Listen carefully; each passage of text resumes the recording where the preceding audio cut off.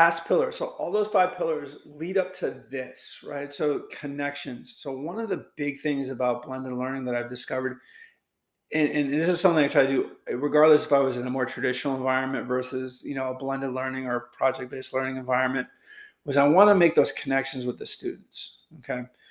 So blended learning allows us for us teachers to get from behind the desk, right, and make those connections with our learners, right? You could just have conversations with them before class, after class. Take a quick break, talk to them about different things. So, for example, I had a student this year where we talked. He was a big baseball fan, so we talked a lot about baseball, right? He could be done with his work or in the last 5 minutes of class. He comes walking in. Catch him in the hallway, but we always talked about baseball. He's a Yankees fan. I'm an Orioles fan. We have that natural rivalry because we're both in the AL East. But it was a fun thing, right? We would talk about that. We would talk about, and I've done this in the past. We've talked about like fantasy sports. I'm big in the fantasy football, and a lot of my students were big in the fantasy football. But by being able to make that connection with them, it's kind of like that. I'll run through a wall for you because you want to, you want to learn more about me because, that just breeds that environment. The band, right? I have a lot of students in band. I don't do it as much as I probably should, but getting out to see some of these performances, going to sports games,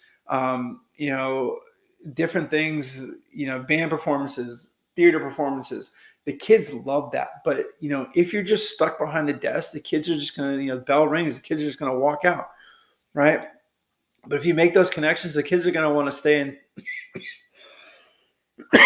excuse me, talk to you more about different things. And you see them out in the, in the city, right? I've run into a bunch of students at where they work, or just, my youngest son, hit one of my students' sisters was in his class.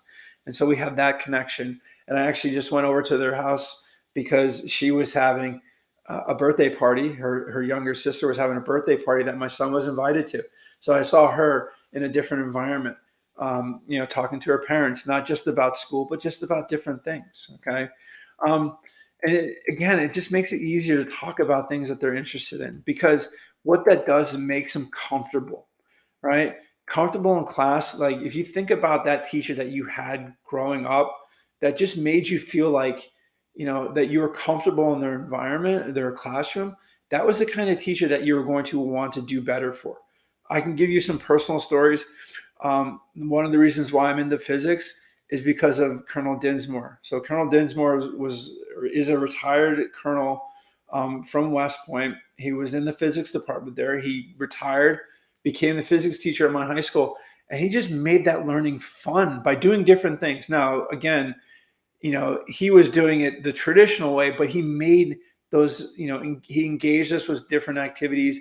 He engaged us with his life experiences in the military, but also teaching physics at West Point, getting us into the labs at West Point, seeing the mechanical engineering labs and the civil engineering labs. So that was a teacher that, when I went to college, I was a science scholar at my college, and I went back and visited him, and I gave him like something from that dinner that we had.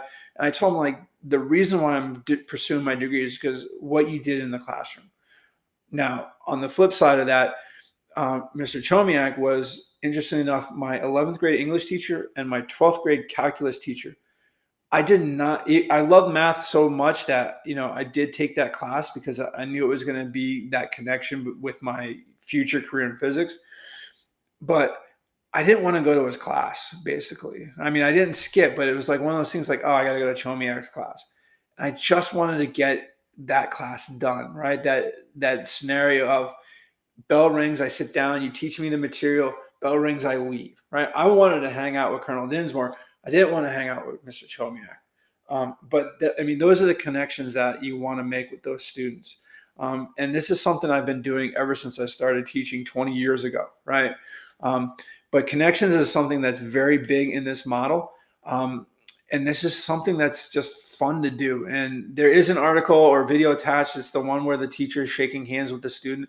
The other two is actually the Golden Eagle Band from Richardson High School. And the other one is one of the students that I had this past year Lano Danielson, who's a tremendous softball player for us at Richardson